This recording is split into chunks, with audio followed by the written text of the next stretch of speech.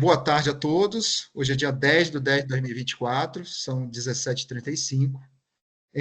Hoje a nossa live semanal tem um momento especial, tá? Que vai ser a palestra com a nossa doutora Érica Barros, com a presença, né, das representantes da Alquer Francisca e Camila, tá?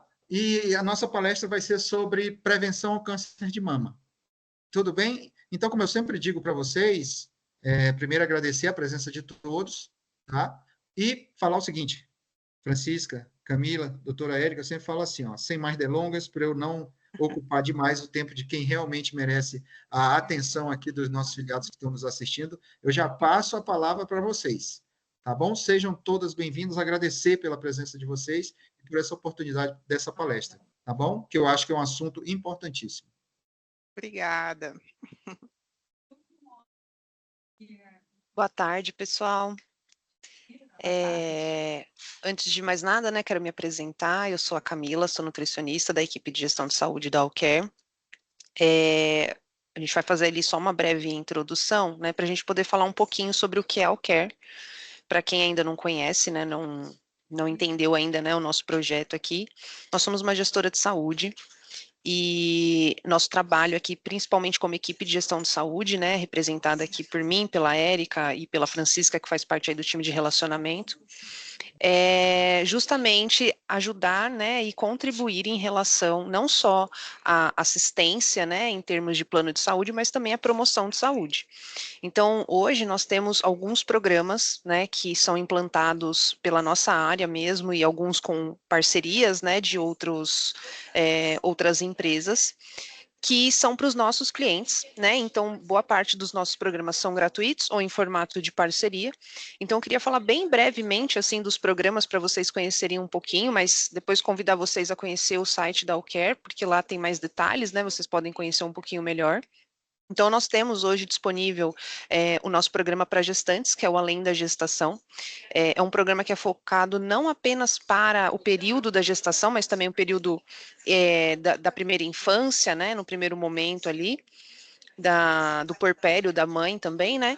E também para os pais, os agregados, né? Então, todo o material foi desenvolvido por nós, né? Então, são videoaulas, é bem rico o material, nós temos 2 módulos, e ali está disponível para todos os nossos clientes e agregados também. Nós temos também o programa de desconto vacinas e desconto em exames, que aí entra exames de imagem, exames laboratoriais também. Esse programa ele é através da rede DASA, então nós temos o desconto de 10% para as vacinas e 20% para os exames. E toda a rede DASA, né, nível nacional, é possível ali ter o desconto, não só para também o beneficiário, mas também para os seus agregados. Outra coisa também, nós temos o desconto em farmácia. O desconto farmácia, ele é através da rede Drogazil e Droga Raia, também nível nacional, para compras online, compras loja física também. E aí a gente tem um desconto tanto para medicamentos de marca como para medicamentos genéricos. Então também não se aplica apenas para os beneficiários, mas também para os agregados. Temos o Clube de Vantagens, que é uma plataforma de descontos em geral dentro de e-commerces ali de diversas formas. Então, aí nesse caso não entra só benefícios de saúde, mas também qualquer coisa ali que a gente tiver interesse, né? Viagens, roupas, sapato, produtos para, sei lá, para bebê, enfim. Tem uma gama bem grande ali e desconto de todos os tipos, né? Em que a gente consegue ali ter um acesso um pouquinho mais fácil, tá? Então eu quero convidar vocês, isso pincelado, tá, gente? Existem outros programas também, e outros programas que estão em preparação, né, em desenvolvimento. Nós temos também as nossas páginas, tanto nas redes sociais, como no YouTube, como o nosso podcast, né, que tem muito conteúdo, principalmente conteúdo relacionado à saúde. Temos o blog da saúde.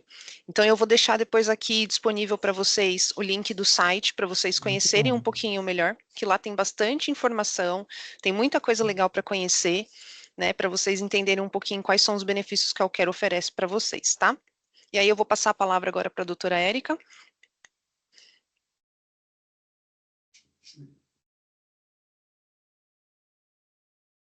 Bom, boa tarde a todos. Meu nome é Érica, né? Para quem não me conhece, eu trabalho na parte de gestão de saúde da Alcare. Sou gerente médica do setor, com uma equipe multidisciplinar que atua em todos esses programas que a Camila citou. A gente tem outras demandas, né? A gente ajuda no controle de sinistralidade, acompanha os casos críticos, enfim, então tem uma série de ações que a gente vai executando aí, às vezes até de bastidores, para poder ter uma gestão total, né, da carteira, com melhores resultados, uma assistência de qualidade. Então, eu vou compartilhar minha tela aqui com vocês. Só um minutinho, por favor.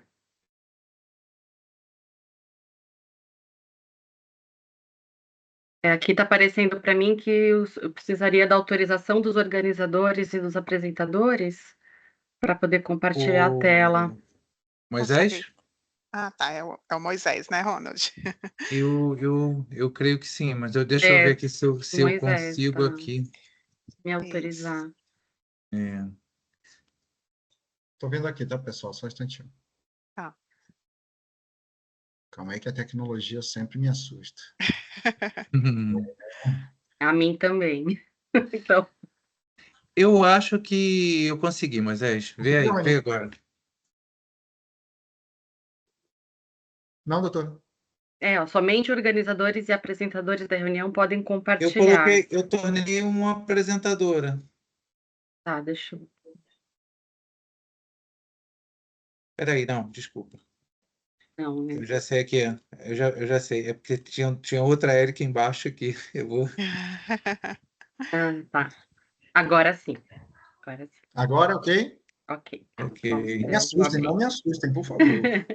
Vou começar a ficar nervoso. É que tinham duas Éricas e eu tornei a outra administradora também, mas vamos lá.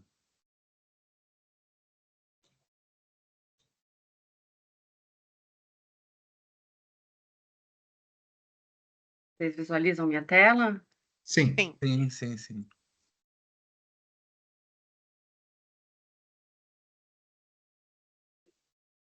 Perfeito.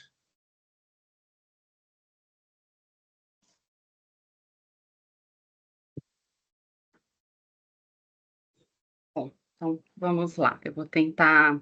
Eu não estou vendo vocês, qualquer coisa podem me interromper se quiserem fazer alguma pergunta no decorrer da explanação. Então, nós estamos no mês de outubro, outubro rosa.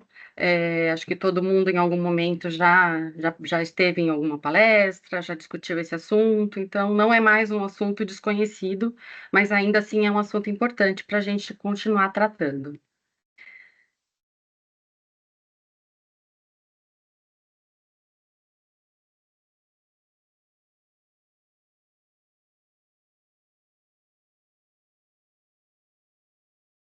Não estou conseguindo compartilhar, peço desculpas, não sei por quê. Mas a gente está vendo aqui, tá, doutor? Então, vendo. Passei, perdão. Bom, Oi. outubro rosa. Por que a gente precisa falar ainda do outubro rosa e como é que isso nasceu, né? Então, por quê? A gente escolheu o mês de outubro para usar como momento para conscientizar a população sobre a prevenção da doença, né? Sobre a doença câncer de mama, focando no diagnóstico precoce. Esse é o mote principal desse momento, dessa discussão. Por que a gente fala disso? Porque é uma doença passível de diagnóstico precoce e a conscientização disso é ainda um assunto importante, né? É um movimento que surgiu na década de 90, então é muito tempo, né, já falando sobre isso. De lá para cá, muita coisa mudou, então por isso a gente continua falando, porque o que se fazia na década de 90 é uma medicina completamente diferente do que a gente faz hoje, e a cada ano vem ganhando mais visibilidade também aqui no Brasil e continuamente no mundo, né? E a relevância é porque ainda desde a década de 90, ainda continua hoje, o câncer mais comum do sexo feminino. Então, é de uma relevância extrema. Então, aqui, por que ainda falar nesse assunto? O percentual de casos no mundo, né? A gente sabe que tem mais de 2 milhões de casos novos no ano no mundo. Então, todos os anos temos mais de 2 milhões de diagnósticos sendo realizados no mundo de câncer de mama. Isso representa 24, quase 25% de casos novos de câncer em mulheres. Então, olha só, né? Eu tenho 1/4 dos cânceres em mulheres no mundo, todos os anos, é do câncer de mama. São 2 milhões de casos novos, é um número gigantesco. Aqui no Brasil, a gente tem como maior, o tipo mais incidente, né, de câncer em mulheres, ele vem após apenas o câncer de pele, do tipo não melanoma, mas do feminino, exclusivamente feminino, é o primeiro lugar, sem dúvida. O impacto financeiro é uma coisa que a gente não pode deixar de citar, né? O custo aumentou, teve um aumento de 400%, aqui não está pegando o finalzinho, né? Mas, enfim, um avanço de, oh meu Deus, perdão, gente, de 400%. Deixa eu ver se eu consigo pôr a tela toda, tá? Assim já vai ser possível. Então, de 400% em 4 anos. Então, a gente percebe que todos os anos eu aumentei em praticamente 100% o número de casos. Perdão, o investimento financeiro para o tratamento desses casos. E por que isso acontece dessa forma? Eu vou explanar mais à frente, mas a gente tem só que pensar que quanto mais precocemente o diagnóstico, mais branda é a doença, menor é o investimento e maior tecnologia, consequentemente, eu consigo usar para esses casos que eventualmente progridam, né?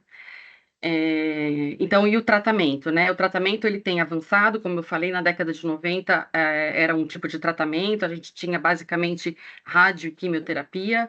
Hoje em dia o cenário é totalmente diferente, então há avanços muito importantes com imunoterapias, tratamentos mais personalizados que acabam não existe mais a tendência de não ter, a tendência atual é não ter um protocolo macro, né? Aquela coisa assim, mulheres de tal idade, nesse estadio de doença, o tratamento é esse. Não é mais dessa forma. É aquela senhora, aquela pessoa, com aquela história de vida, com aquelas comorbidades. Então, todo o detalhamento de saúde, de histórico clínico daquela pessoa vai impactar no desenho de tratamento.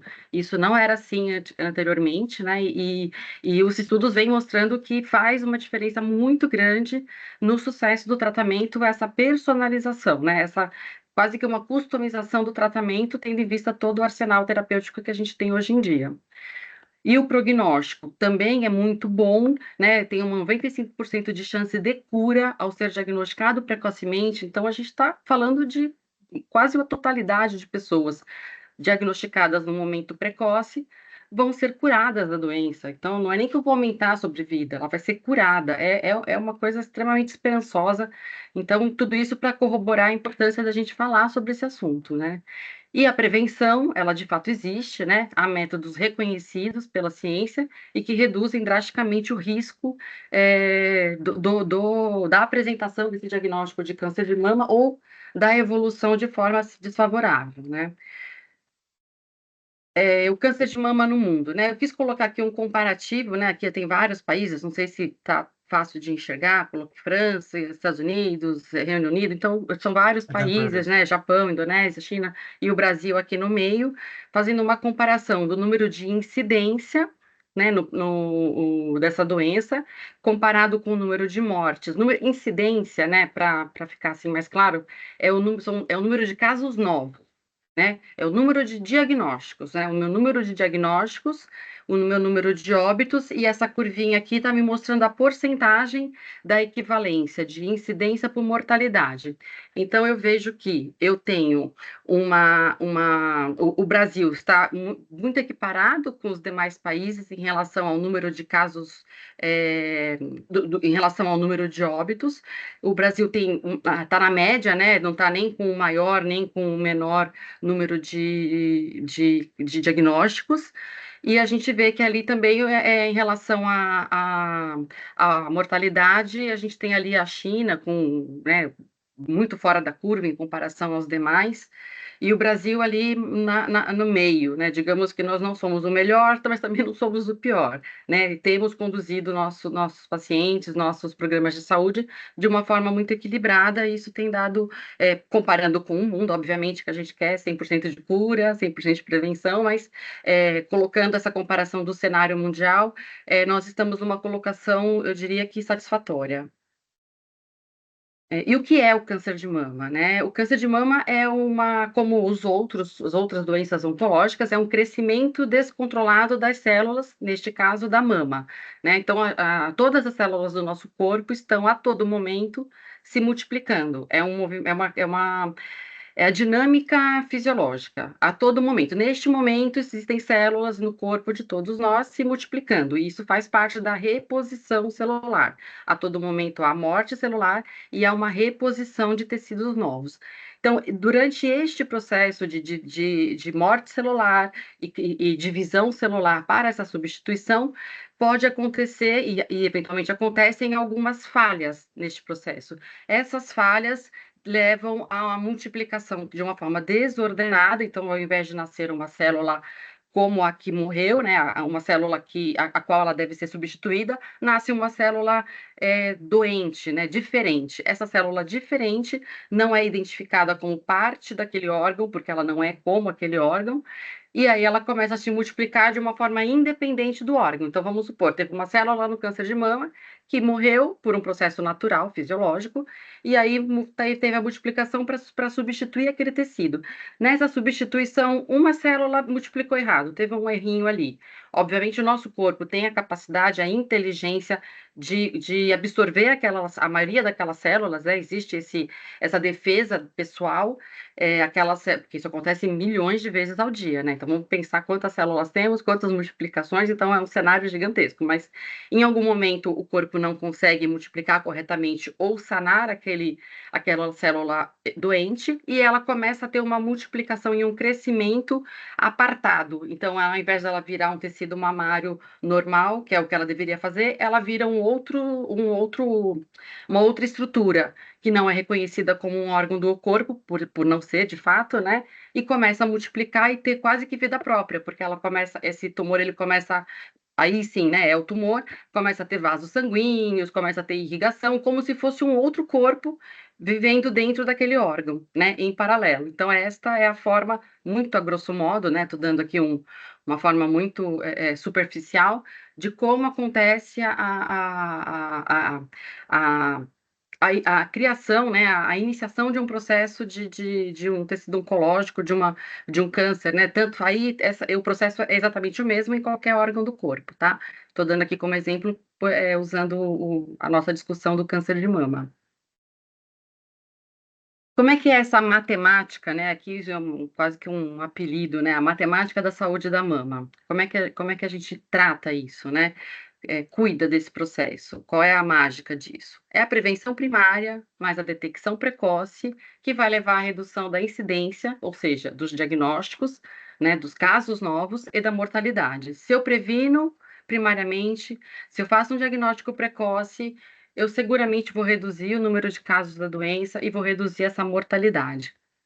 E aqui, o que é essa minha prevenção primária que eu estou falando, né?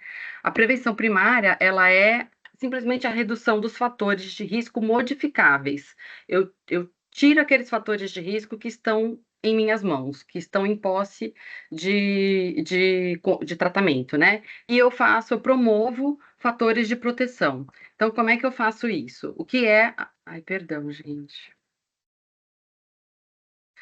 O que é essa prevenção primária? É eu instituir uma prática de atividade física, eu controlar o meu peso corporal de forma adequada, eu ter uma alimentação saudável, então não é só um peso adequado, é uma alimentação saudável, evitar o uso de bebidas alcoólicas, tabagismo também, e estimular a amamentação. O aleitamento materno, ele é um fator de proteção da mama ao desenvolvimento do câncer, né, de mama.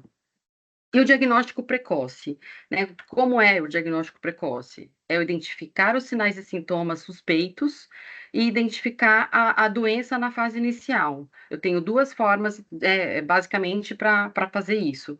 É o autoexame e o rastreamento mamográfico, né? É o exame que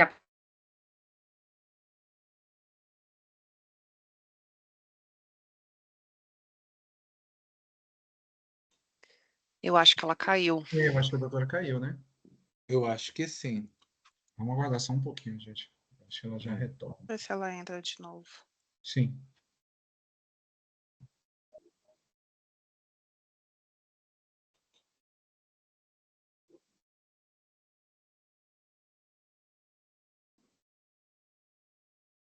Pessoal, só lembrando para vocês que a gente está tendo, antes da nossa live com o presidente, a gente está tendo uma palestra, tá? Sobre prevenção do câncer de mama, ok? A doutora Érica estava falando aqui conosco, de repente ela caiu, vamos só aguardar um pouquinho que ela já retorna, tá? Para dar continuidade à palestra. Assim que a palestra terminar, a gente dá início à nossa outra parte da nossa live semanal, tá bom? Eu achei muito interessante também o que a doutora A Camila doutora falou, né? Que tem vários benefícios assim que a gente não sabia, que a gente não conhecia, e que é importante a gente dar essa informação para o pessoal. Foi muito bacana. Gostei muito. A doutora Érica já entrou de novo aqui. Deixa eu achar ela aqui. já Ah, já está aqui.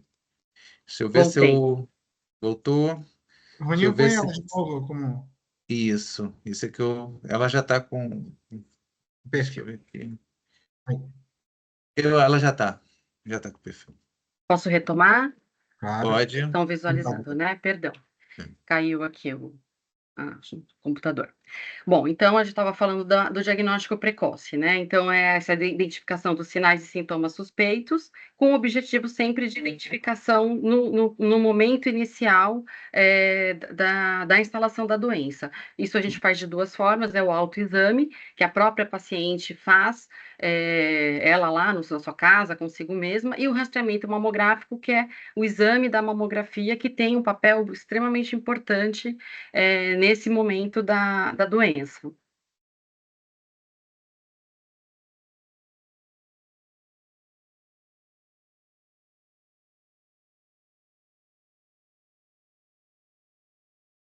Bom, a prevenção primária, aqui só mais uma ilustração, né? Então, como eu falei, evitar o sobrepeso, a prática de atividade física, manter a alimentação saudável, evitar álcool e tabagismo, o autoexame e a visita periódica para a realização dos exames de imagem, que aqui no caso é a mamografia. A gente pode ver que os hábitos de vida saudáveis, eles são relevantes e são fator de proteção para qualquer câncer, para qualquer doença oncológica. Então, isso vale para câncer de mama, isso vale para qualquer doença oncológica. Claro, a gente sabe que também para as doenças cardiovasculares, né? Mas pensando em doença oncológica, os hábitos de vida saudáveis, eles serão basicamente sempre os mesmos e eles têm impacto verdadeiramente positivo na evolução dessas doenças. E quando é que a mulher precisa pensar nesse assunto, né? Em que momento da vida? Isso tem que começar minimamente a partir dos 35 anos. A partir dos 35 anos, o exame clínico da mama, ele é importante, né? É quando a mulher vai começar a reconhecer o próprio corpo, saber se aquela mama está simétrica, tem alguma coisa de diferente, tem alguma bolinha que ela apertou ali, sentiu alguma diferença. E aí, no caso das mulheres que tiverem algum fator de risco diferente, com 35 anos já há a indicação de realização da mamografia. Então, por exemplo, a mulher tem uma mãe que teve diagnóstico de câncer de mama, ou uma avó materna, né? Porque tem essa diferenciação. A avó materna ou a mãe teve diagnóstico de câncer de mama, ela fez 35 anos, ela já precisa procurar uma consulta com o ginecologista, porque já há indicação dela mesmo nessa idade fazer um exame de imagem. Se ela não tem histórico familiar ou algum outro fator de risco, ela ainda pode continuar com o exame físico, né? Fazer o autoexame, mas também procurar o ginecologista, eventualmente o mastologista, se houver essa indicação, né, pelo profissional, para um exame clínico mais detalhado. Entre 40 e 49 anos, esse exame tem que ser anual com o profissional de saúde, né? Claro, sempre o autoexame, mas uma visita anual ao profissional de saúde, ela é mandatória, a partir dos 40 anos até os 49. De 50 a 69 anos, né?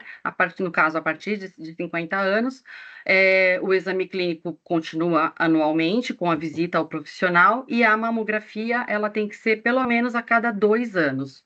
Isso estamos falando de mulheres sem fator de risco. Quando há fator de risco, né? A gente lembra que lá, a partir dos 35, ela já vai fazer o exame, então ela inicia mais precocemente esse rastreio mamográfico e essa visita ao especialista, né? E ela, a partir dos 50 anos, sim, não tendo fator de risco, é a cada 2 anos. Se tiver fator de risco, ela vai ter alguma orientação diferenciada, possivelmente anual, em algumas situações até semestrais, e também a possibilidade dela ter aí a necessidade de algum exame complementar além do estudo mamográfico. Só que aí é sempre baseado na avaliação do especialista. Falando um pouquinho do autoexame de mamas, né? Como é que ele deve ser feito? De frente ao espelho, a mulher se colocar de frente ao espelho, fazendo uma inspeção das mamas, ou seja, olhar a mama, observar a simetria, se tem alguma diferença, alguma diferenciação na cor da pele, alguma parte mais vermelha ou mais arroxeada. A posição dos braços também, ela vai mudar, então ela vai ficar com os braços para fora, para baixo. Em algum momento ela vai fletir os cotovelos, pôr os braços para cima, fazer uma visualização de perfil. Esse olhar, isso é uma coisa que rapidamente é feito, né? Claro que nós estamos colocando aqui em etapas, mas obviamente é coisa de segundos, né?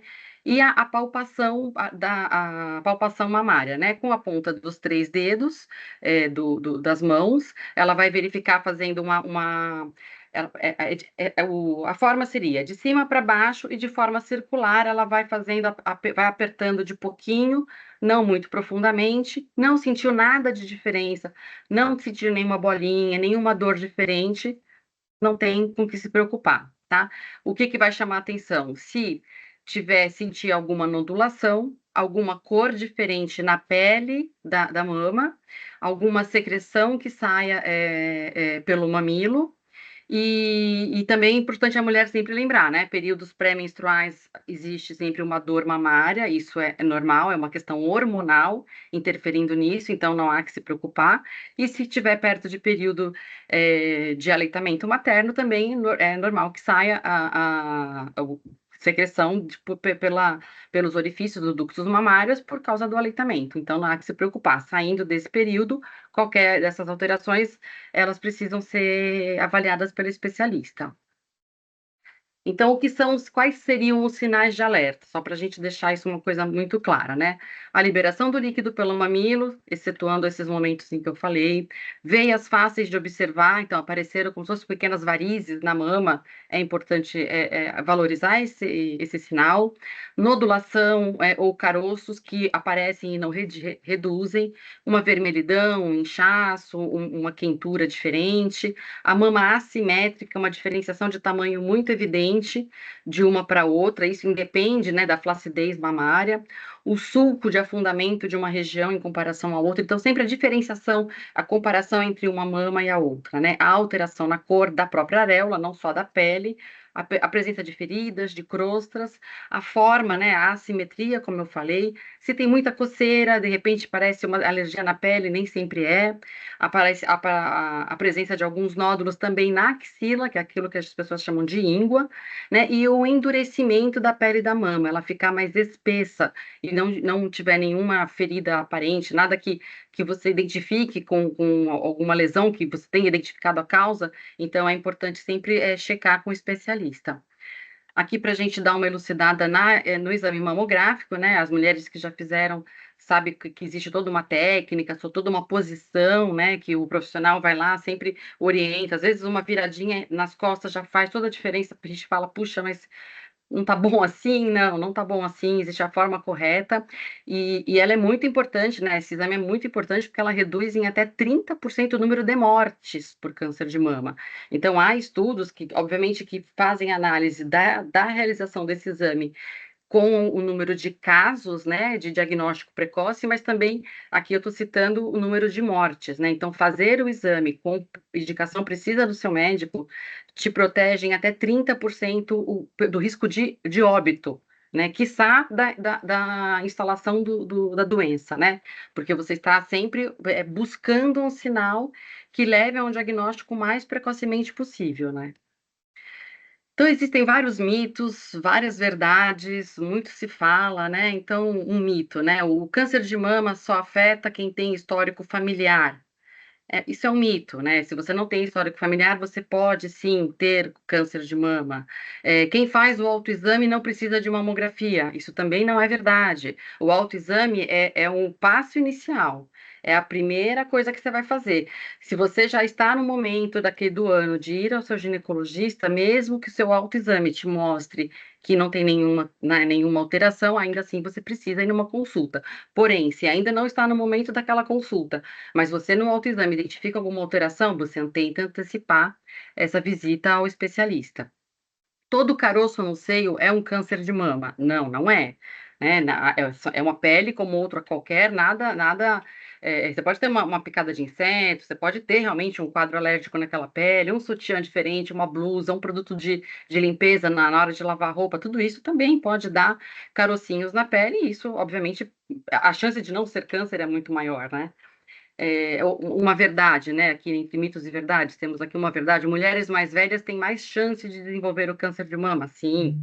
Quanto maior a idade, maior o risco. Por quê? Porque aquela multiplicação celular que acontece dentro do processo fisiológico normal, tudo envelhece no corpo, né? Então ele também não, ele pode não se dar de forma correta, quanto mais idade tem. A chance de uma multiplicação irregular é maior com mais idade. E o outro mito também muito citado, que o uso de sutiã apertado causa câncer de mama. Isso é um mito, não tem nenhuma evidência que leve. Também acho que ninguém parou para fazer um trabalho sobre isso, porque o que é apertado para um não é apertado para outro, então não é nenhuma forma de análise interessante para se fazer do ponto de vista científico. Então, até segunda ordem, isso é realmente um mito, né? Um outro mito também muito falado é em relação ao uso de antitranspirantes, né? Que antitranspirantes podem, que são desodorantes que têm um componente maior, a mais, ele pode causar câncer de mama. Isso é mito, isso não é verdade, né? Existem alguns defensores dessa teoria, mas a maioria dos estudos não corroboram essa informação. Amamentar protege do câncer de mama, isso é verdade. Amamentar reduz, sim, isso é comprovado que o câncer de mama reduz significativamente. Atividades físicas ajudam a prevenir o câncer de mama, isso também é verdade. A prática de atividade física, como eu falei, previne de diversas doenças oncológicas. O câncer de mama pode ser causado por uma pancada nos seios. Isso é mito. O trauma na mama não desencadeia câncer de mama. Não há qualquer relação, independente da intensidade desse trauma. E o câncer de mama pode ter cura. Isso é uma verdade. Isso é uma grande verdade, e é por isso que a gente tem que falar muitas vezes sobre esse assunto, né? A detecção precoce do câncer aumenta as chances de cura do câncer de mama, e isso é uma grande verdade. E o homem? O homem pode ter câncer de mama? Sim, o homem também pode ter câncer de mama. Por incrível que pareça, no Brasil nós tivemos, há 2 anos atrás, né, não é uma estatística que acontece, que é liberada com tanta frequência, porque não é, como vocês, né, devem perceber, acho que todo mundo tem essa informação, os homens não fazem essa prevenção, porque é muito raro, mas houve 200 óbitos no ano de 2022 por câncer de mama em homem, mas ainda assim é muito raro. Pegar 200 óbitos no tamanho do Brasil é muito pouco, mas são 200 pessoas, a gente não pode desmerecer. Representa 1% do total de diagnósticos. Não existe um rastreio populacional para homens, mas o homem, qual é o caminho? Ele não só pode, como deve fazer o autoexame. O homem, ele não tem o hormônio que faz a mama ficar volumosa, né? O estrógeno, que é um hormônio que a mulher desenvolve, porque ela tem os ovários, o homem não tem o ovário, ele não tem o estrógeno, então ele não tem a mama volumosa, ele não tem ductos mamários. Ele tem uma quantidade muito reduzida, então por isso mesmo ele tem menos tecido mamário para ter esse câncer, né? Mas ele pode sim fazer esse autoexame de uma forma muito mais fácil, porque como a mama da mulher é maior, uma bolinha pequenininha na mulher é difícil de ser identificada manualmente, no homem não, né? No homem é muito mais simples. E, eventualmente, encontrado alguma coisa que chame atenção, que são essas mesmas que eu citei em relação à mudança na pele, dor, bolinhas, né, um nódulozinho, alguma assimetria, ele também procura um especialista. e, a princípio, um clínico geral e o mastologista tem também a total competência para tratar a mama masculina ou feminina, para fazer algum exame de imagem. No caso do homem, mais provável que seja uma ultrassonografia, em algumas situações, uma ressonância magnética, e aí dá para diferenciar se aquela lesão, se aquilo eventualmente tenha sido identificado, é ou não decorrência de um câncer, mas não é uma doença que não existe em homem, né? Ela existe, é rara, e tem que ser pensado, né? Porque aquilo que a gente não pensa, a gente não vai atrás para ver. Então, a gente não pode também desmerecer alguma alteração mamária no grupo masculino. E aí o tratamento, né? A gente sabe que o tratamento é uma luta, né? Eu não quis entrar em detalhes aqui em relação ao tratamento, porque são termos extremamente técnicos, hoje uma mudança muito grande no tratamento, ele depende muito da fase da doença, né? O diagnóstico sempre começa dessa forma, né? Uma identificação de alguma lesão suspeita, um exame mamográfico está sempre ali no início do processo, exames complementares de imagem podem ou não ser necessários, seguido, se houver alguma imagem suspeita, a realização de uma biópsia, que é tirar um pedacinho ali para poder mandar para olhar ali no microscópio, identificado que é um câncer, aí o oncologista vai determinar. E aí pode incluir cirurgias ou não, quimioterapia ou radioterapia. Atualmente nós temos terapias hormonais, as imunoterapias, também entram aí nesse arsenal, e esse modelo customizado aí que eu vim falando para vocês. Então, a gente sabe que é uma luta, mas é um tratamento muito possível de ser realizado e de bastante sucesso. O apoio emocional é extremamente importante, né? Que todo mundo pode ter, né, eventualmente tem aí alguém na família que passou por um tratamento de doença oncológica. O câncer de mama ele acaba tendo um peso maior, porque na mulher ali ele tem é ligado a um fator emocional, né? É ligado ali à amamentação, então tem um vínculo com filhos, com prole, tem o fator de vida íntima, né, com seu parceiro.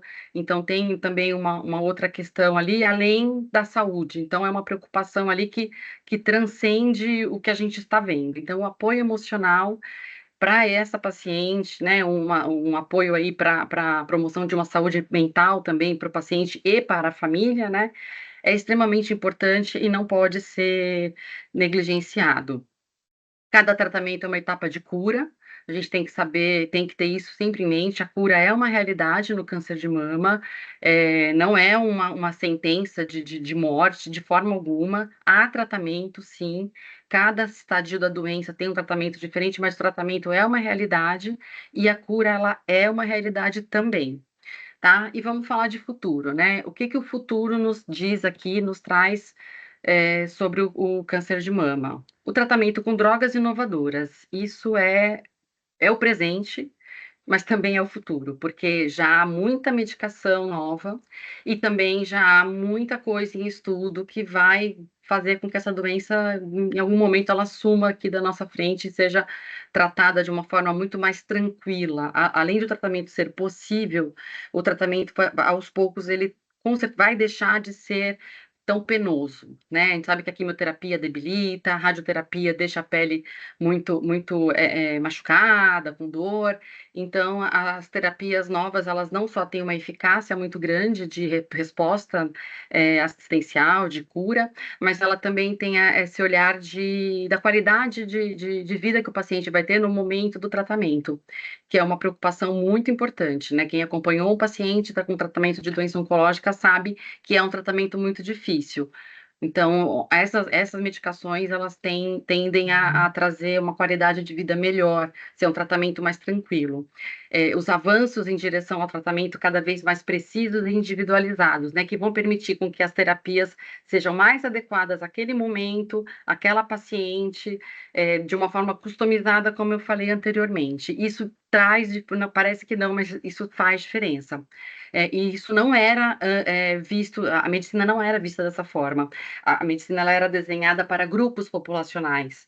Então, a gente consegue ver que agora é possível você tratar pessoas individualmente. E isso traz impacto, sim, tá? E a inteligência artificial já está sendo usada na medicina e ela tem ajudado demais que a coisa passe desse lado de grupo populacional para indivíduo, né? A oncologia é uma das áreas que mais está tendo progresso pela utilização desses estudos com a ajuda da inteligência artificial, porque ela facilita que esse estudo genômico, né, a questão da genética da doença, leve a uma coisa que agora a gente chama de medicina de precisão, que tem a ver com isso que eu falei de individualização do diagnóstico e do tratamento.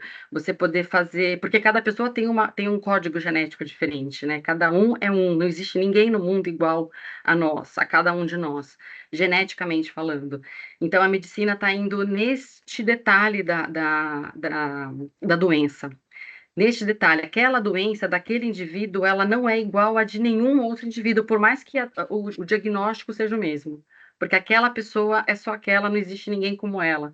Não existe uma cópia ainda, pelo menos não temos clone, né? Então, não existe uma cópia fiel de outra pessoa. Então, a medicina está indo nesse detalhamento, e isso traz sucesso terapêutico, né? Nós estamos caminhando para isso. E o diagnóstico precoce vai ajudar para que este tipo de tratamento seja extensível a todas as pessoas, né? Porque a gente vai poder ter um custo menor com algumas pessoas, para que as que acabam eventualmente escapando daquele diagnóstico precoce, né, acabam descobrindo a doença num momento um pouquinho mais adiantado, elas possam se beneficiar até do ponto de vista financeiro, né, para que no Brasil a gente tenha acesso a esses tratamentos mais modernos que em breve, espero, né, chegue aqui para nós. E uma coisa que eu queria colocar, eu acho uma informação muito importante, né, que é um olhar da OMS para a doença oncológica, né? A taxa de mortalidade, ela vinha caindo no mundo até 2020. Com a pandemia, houve um retrocesso nisso. Já era para nós estarmos em um outro momento desse tipo de doença, mas houve por uma necessidade externa, né? Não há um culpado por isso, obviamente, mas a gente teve que declinar, a gente como civilização, tá? Estou falando de modo geral. Nós tivemos que declinar, então muitos diagnósticos deixaram de ser feitos precocemente, muitas pessoas descobriram a doença tardiamente por causa de toda aquela situação da pandemia. Então, esse delay atrapalhou essa queda de mortalidade mundial que vinha acontecendo antes de 2020 em relação às doenças oncológicas, e aqui dentro também está o câncer de mama, lembrando que é o principal câncer da mulher. Isso houve uma quebra a partir da pandemia, e essa mortalidade ela voltou a subir de modo geral no mundo inteiro, de todos os cânceres, inclusive de mama. Mas aqui, em contrapartida, a gente também tem uma velocidade gigantesca da tecnologia que está aqui correndo, e a gente está meio que perdendo, empatando, né? Ganhando tempo, que a gente perdeu lá atrás com a pandemia, a tecnologia e a ciência está nos ajudando, e a gente está quase equiparando, quase chegando no que estávamos ali em 2020 para retomar aquela curva de queda de mortalidade. E aí depende de cada um de nós, né? Se cuidar, se olhar, se conhecer, e para que o diagnóstico precoce seja de fato exercido, e o tratamento seja feito de uma forma muito mais tranquila para todo mundo. Era isso que eu tinha para falar. Fico aberta aí, se alguém quiser fazer alguma colocação, tirar alguma dúvida, fico à disposição.